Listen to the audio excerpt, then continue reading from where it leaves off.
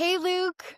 I am so excited to hang out with you for a few minutes. Honestly, this is a conversation I have been waiting to have for a long time because I feel like there's nobody on the planet more gifted, anointed, and called to talk about church engagement, congregant engagement, more than you do, more than you are. So I am so excited. I love your passion. I love following you and the way that you are kind of feel called to this need within the church. So straight out of the gate, Luke, why? Why did you create Nurture? What was the burden that God gave you in the thing that you felt called to solve? Well, we're gonna dive right into it then. That's Diving perfect. in. So, for 17 years, I was a full-time pastor, executive pastor, not a preaching pastor, but running all the operations. I've done every job that you can imagine, from scrubbing toilets to leading strategic planning, and everything in between. And something happened to me towards the end of that time. And when we went through the pandemic, there was a moment that really caught my attention as a person who had decided to dedicate my life to ministry and to helping others and to building the church.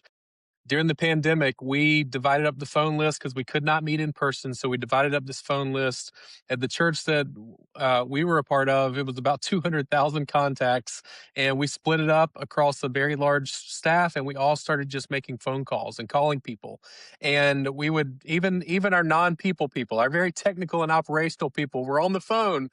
Hi, this is Steve. I just wanted to see if you're okay and if I could pray for you, like dying inside, but we all did it and we all made the phone calls. A couple weeks after doing this, we came back together and we celebrated. Hey, we did it. Like we called every single adult on the list. People were blown away. They couldn't believe that we called them. So we're high fiving all the campus pastors, all the leaders. And in the middle of it, I realized what we were actually saying. The people in our church were shocked that someone on our staff had actually called them, and it hit me like a punch in the face, and I realized we have lost something here. There is a part of shepherding and pastoring that we've forgotten in the name of big church, and we do a lot of amazing things, and we juggle so many plates, and we wear so many hats and all the things that I had completely forgotten. To put it clearly, Callie, I had basically I realized that I had traded doing the work of the ministry for the actual ministry itself. I had lost it. I had lost touch with the people. We were doing amazing things and the church was growing like crazy, but I did not have relationship with the people that I felt called to pastor. And that was a problem for me. So that was the birthing of how do we solve this? Is it possible to actually, do I have to choose between being a good pastor and church growth, or can those two things actually work together? And so I wanted to build something that allows you to scale relationships, not to automate them. Yeah, so speak a little bit to that, to the pastor who was like, it is all I can do to think about growing my church when his heart, his calling is going, it's all you're supposed to be doing is shepherding those people. So I know there's tension, but how does Nurture help steward both of those beautifully? Yeah, it's honestly, it starts with the pastor becoming aware of it. And I don't think that pastors are unaware of it. I think that Right. they, in the name of, not even in the name of, as a church grows, the senior pastor no longer can know everybody. There's no way around it. But the senior pastor puts a lot of trust in his staff and the team around him to pick up some of that burden. So we have some of these rules of growth that we've always heard about, like you should have one staff member for every 100 congregants, or, if you're being more lean, one staff member for every 200 congregants. The problem is we put staff members in place that don't necessarily interact with congregants. So increasing staff to match a good ratio doesn't mean we're increasing care, and there's a little bit of a disconnect. So there's only one way that I can think about it to pull back to the actual acceptance of the problem is the first step. When I think about myself as a father, for example, I have a daughter that everyone loves. They say she's amazing, she's kind, she finds the person in the corner of the room that doesn't have friends and talks to them. She's plugged in at church. She leads worship. She serves in kids. She does all these things. And they're like, wow, you must be an amazing parent. we've done our best to raise her the right way, but there's a lot of other factors there. So, but ultimately, I know the things that I haven't done. There's some things where, of course, I've read the Bible with my kids. Of course, I've prayed with them, but I haven't sat down and taught her the Bible. I haven't taught her how to apply it to every aspect of her life. There's more that I could always be doing, and it's important stuff as a father to make sure that the outcome that people are celebrating and how well she has turned out so far is not enough for me to say, well, then I'm good. I've done what I'm supposed to do clearly because the evidence is there. If you apply that to the church, there's a little bit of that same thing that happens with, well, we didn't get to interact with anybody this week. We didn't spend any time with the congregants, but our services are growing. Our weekend numbers are growing. People are coming to the altar. People are raising their hand and getting saved. So all of that evidence makes you think, oh, well, I must be doing what I was called to do and what I'm supposed to be doing. And it's really easy to forget, no, there's a whole nother aspect of, if you call yourself a shepherd, at the end of the day, you should smell like sheep. And this is kind of a really real challenge for churches these days. Is our church has gotten really big. I don't know a lot of the people really well, and the people really need me to. There's situations they're never going to tell me about. They're never going to raise their hand or fill out a care form or a benevolence form and tell us every situation in their life. But when we can notice it and we can be in their life in those moments, it is so impactful, and it's just really, really powerful. No, that was a perfect illustration. I love that you shared that. It's beautiful. So let's talk about things that in the past have been those warning signs. Like, I hear you say all the time, churches used to think, well, a member is disengaged because they unsubscribed from, or they turned off that auto donation from their giving metric or giving system. But we know that things start slipping away, or people start slipping away far sooner. There's just never been a system in place to catch that disengagement. Tell me why nurture is different and how we're measuring across multiple layers to see those people start slipping through the cracks. Yeah, that's really good. You've nailed it. So I grew up going to conferences where we would hear, you got to watch. Giving's the first thing to go. That's your first warning sign that someone is starting to disengage. We quickly realized when you have access to all those systems and you build something like we've built, giving is never the first thing to go. It's just the first thing that we had a technology that was definitive enough to let us know that they had definitely canceled a donation. So usually there's 3 or 4 warning signs way before that, and they're not drastic things. So, you can find out, hey, somebody that used to show up 88% of the time with their family, they're coming to church less often. They're checking their kids in less often. Someone who used to say yes versus to serve versus the amount of times that they say no or decline that request, you can follow those patterns and you can find out, hey, they're really backing off from serving, showing up to their small group, showing up to Sunday school classes if that's a thing that the church is doing, being a part of outreach ministries. There's so much data sitting everywhere. And when you're following those patterns and you know what their baseline is, you can actually catch those changes early versus waiting till something like you mentioned a recurring donation being canceled. You're way too late at that point. There's nothing you can do. So if I let a person go through life, I never have a conversation with them, then all of a sudden, at the moment that they cancel a recurring donation, I pick up the phone and I call them and I go, hey, I was just thinking about you today. The Holy Spirit put you on my heart. Like, we're so past the point of having a relationship, and there's nothing we can do. And by the way, that would be the worst possible reason to call someone anyway. So what we're trying to put in place and what we have put in place is something that shows you, who are the people that have never had a single coffee meeting, phone call, text message, touch point with anyone on our team? And the ones that have, how long has it been? And how do we keep a safety net in place of making sure that relationship is there, at least through communication, through one to one communication, not mass communication, but through knowing that someone has actually seen and interacted with them and that they don't feel like we don't know them, we don't know their name, we don't know their family, and we're not really helping them on their spiritual journey. That's the danger zone. If people start feeling that way, that's where you lose people. They go, These pastors don't. I bet nobody at that church even knows my kid's name." You're in the danger zone when you get to that point. I talk all the time to people who are using nurture, who send a touch point, which in our world is just a text or a call, a meeting over coffee. It's just a touch point with people who they see all the time at church. And you spoke to it. They're not the people who would fill out a connect card and say, I'm struggling, but something in their engagement shifts. They come to an alert and at risk and serving or even in their small group a person in nurture reaches out and the ministry that happens is actually I am really struggling. I just didn't want to bring, you as a pastor into my struggle or raise my hand for help. So I think what's one of my most it keeps me driving people to make these touch points is the people who just don't feel seen, but they would never say that in a congregation.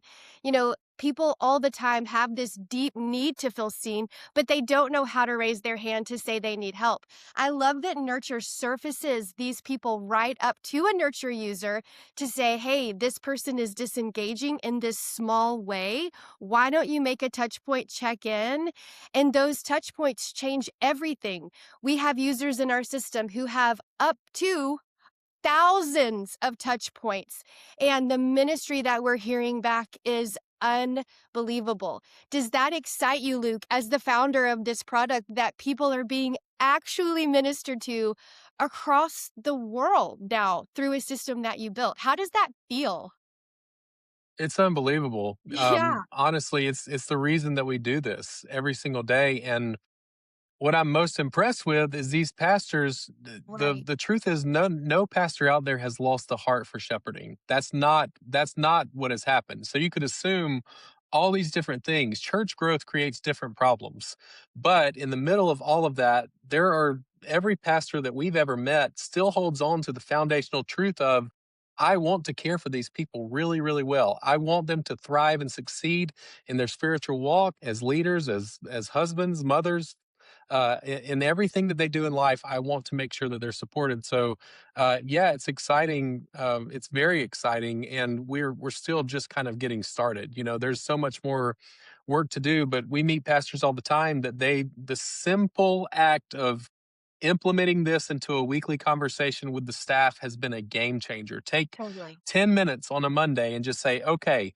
who are the people that Nurture is telling us we should look at this week? And when that team starts looking at it together and going, oh, the Smith family, I can't believe we had no idea this is going on. Who wants to take that? Hey, I'm going to jump on. I've got a long standing relationship with them. I'll call them this week. We'll do something about it. And then when that culture that the leaders are trying to reinforce is reinforced daily with a system that you put in your team's hand, so now they don't have to go digging for information in a church management system or hoping that someone initiates in a first way, fills out a form that kicks off a workflow that they might get lost in anyway. When your team that's being put right in front of them and it lives in their pocket in a mobile app, now they're getting notifications all the time. They know exactly what to do. They feel like they can win for the first time. And that's really, really exciting. As someone who gave almost 2 decades in full time ministry, I wish with everything in my heart that I would have had a tool like this to help keep me on track. And then, further to what you're talking about, I think it's really important the first time that someone on the ministry staff actually gets that response back from a congregant, it changes their life, honestly. Not the life of the person, of course, that they're blown away. But the number one response when we look across and search some of the responses we've seen, it's wow, I cannot believe God's timing. I the Holy Spirit is so good. I never would have mentioned this, but since you asked, here's how you can pray for me this week. Here's what's going on in our life. And then on the staff side, they get that response and they go, for the first time in my entire ministry career, I feel connected to the people that I was called to shepherd. I know how to actually impact directly a life, not just follow a process or look at a spreadsheet or plan a service or host a great event or create content that they consume. All those things are so incredibly important. But when they actually get that human relationship and that touch point of feeling like I actually helped an individual person have a better experience and actually walk closer to God, there's nothing like that in the world for somebody that's called to that. There's no feeling like that in the world to somebody who has spent their whole life wanting to do great work for the Lord. Totally. I mean, Luke, I say it all the time, but that is pastoring 101. Like smelling like sheep, engaging with people, meeting people where they are in their need. This is like absolutely pastoring and pastoring well. So, what I always love to talk about are these touch points. I get the opportunity to sit with church staffs all across America and talk about, when a person goes at risk or when a person, is surfaced as an alert of, hey, they're kind of shifting in their engagement. Let's just talk about serving. The touch point that I'm making isn't to go, hey, I need you back in your post. Where have you been? The touch point that I'm making is, okay, Holy Spirit, what does this person need? Why are they starting to disengage? And how can I shepherd or pastor them well? For example, I have 4 kids. My husband was a pastor for a million years, and I was a stay at or a single parent on Sundays, is what I like to call myself. There were a lot of Sundays where I just couldn't get myself to church with all 4 of those babies. Do you know? So my engagement shifted. I started not being able to serve as regularly. I always give this example to our churches that I train because do you know what a text from a nurture user to me as a single parent on a Sunday morning that said, hey, Callie, I am so excited to hopefully see you this weekend at church. Let me go ahead and print your tags for you. I'll save you a seat this weekend. That's what a touch point is. It's not, hey, we really need you to get back to your posts because those doors aren't going to hold themselves. It's we see you, we know the season that you're in, but you're such a valuable part of our house. How can I serve you to get you back into our congregation? That's what I think that the power of a touch point is. It's not just to get people to take an action. The action is going to be natural. That's the natural response of somebody feeling cared for. But I love the power of a touch point. We hear about it all the time, but give me an example. What's a touch point that you've seen someone make, which is a text, a call, a meeting with someone that you're like, guys, this isn't about getting them to do something. It's about getting them to re-engage into the body. Talk about that just for a second.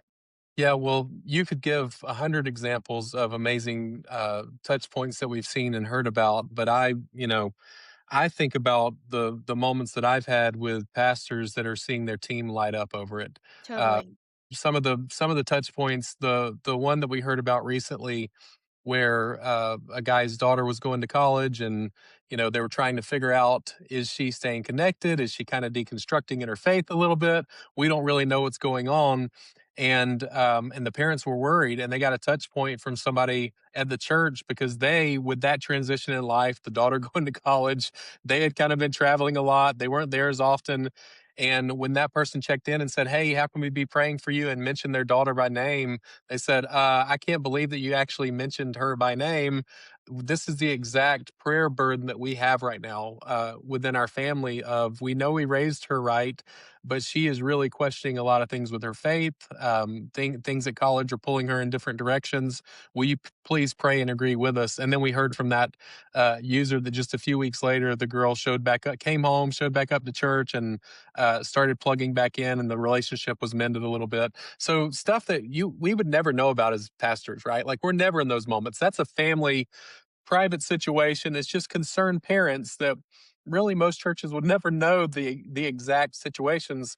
But when you get in their life a little bit, they want you to be in that with them. They Totally. really are so grateful. They're shocked at first, which is, like I said earlier, really alarming when people are shocked that we care enough to check on them. But after that initial shock, the next emotion is gratitude, or the next feeling is gratitude.